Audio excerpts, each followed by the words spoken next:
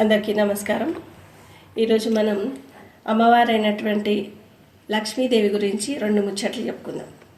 So జనరల్గా ఏంటి, లక్ష్మీదేవి క్షీరసాగర మదనం చిలికినప్పుడు సముద్రం నుంచి పాలకడల నుంచి ఉద్భవించిందని చెప్తారు.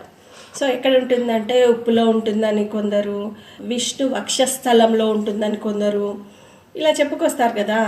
నిజానికి పాలసంద్రం చిలికినప్పుడు లక్ష్మి ఉత్పన్నమైనప్పుడు సముద్రుడు మహావిష్ణువుకి ఇచ్చి అమ్మవారిని వివాహం చేశారు. సో ఓకే, విష్ణు వక్షస్థలంలో ఉండడం ఓకే.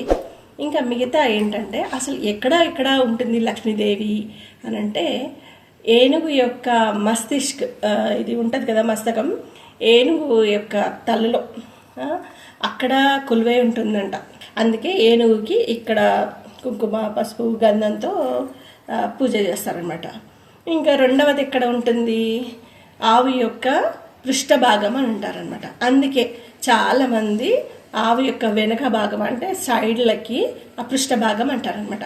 11 బొట్లు పెట్టి ఆ పూజ చేస్తారనమాట. ఇంకా మూడవది ఎక్కడ, బిల్వపత్రంలో అంట.